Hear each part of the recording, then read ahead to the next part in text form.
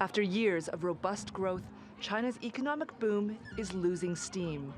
Beijing has implemented a stringent policy to combat the COVID-19 pandemic, but it's come at a heavy price for the world's second largest economy.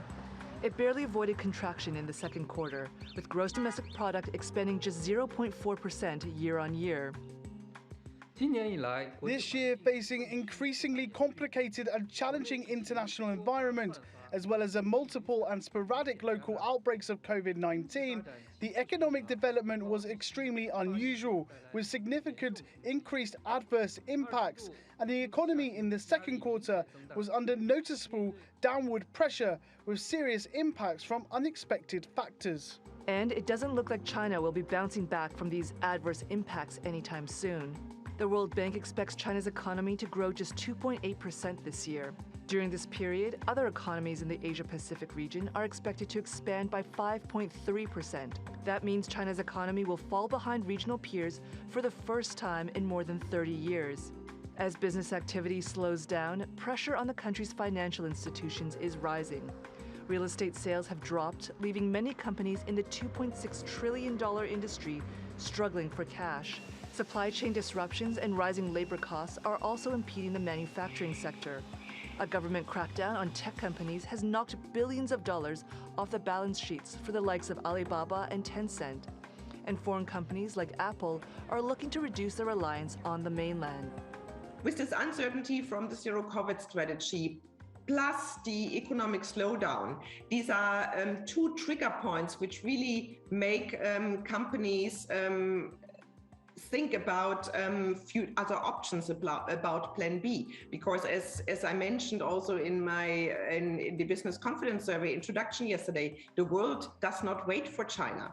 So if there is no change, then definitely companies start to think for backup plans, and they obviously would go into other markets. Being a manufacturing hub for many of the world's biggest companies has been an important driver of China's rapid economic rise.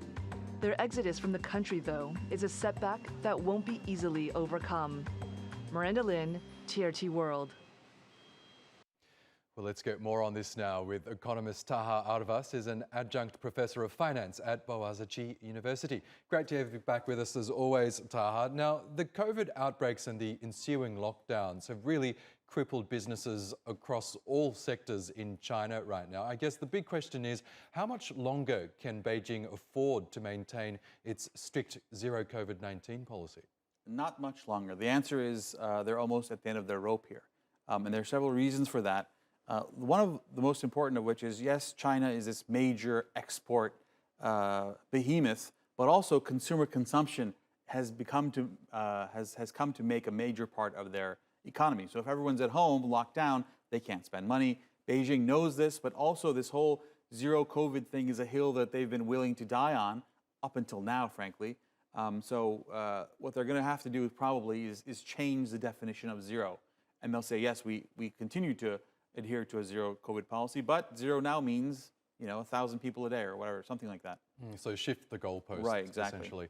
But we've got firms already like Airbnb, for example, who've essentially completely pulled out of China in terms of their operations. A number of business surveys of European and American companies suggest that they're really wary about doing business in China as well. Should foreign companies steer clear of China right now, given the uncertainty? Well, that's a good question.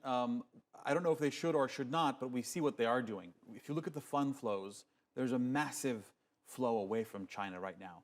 And the reason is because all these companies were caught, frankly, off guard with the Russian invasion of Ukraine, right? And suddenly all these sanctions were imposed. Companies quickly moved. You remember companies like McDonald's and all these fast food restaurants had to shutter like almost immediately. So they don't want to be in the same boat when it comes to China. So obviously there's a different situation there, a different dynamic, an invasion of another country, but they're still weary of what will happen if the United States and the European Union says no doing business with China or no moving funds through China. And if that happens, then lest they be caught off guard again, they're trying to be proactive and get out earlier.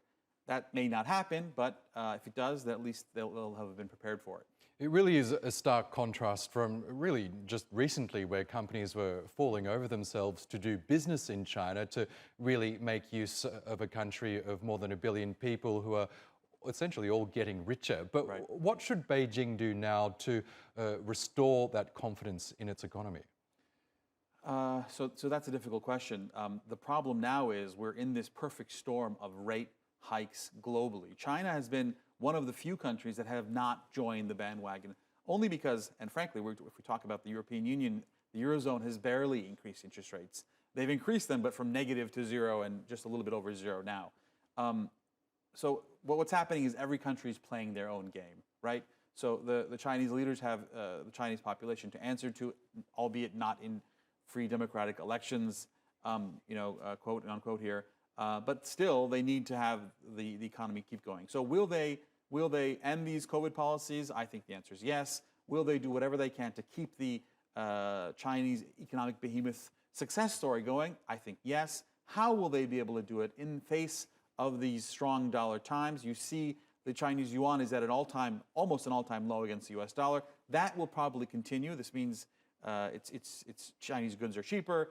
And so all these headwinds are facing China, but they will face them head on. They're too big to fail, frankly, and I think they'll be successful in doing that in the coming weeks here. Okay, and on that note, we'll have to leave it there, but always great to get your analysis. Thank you. Thank you.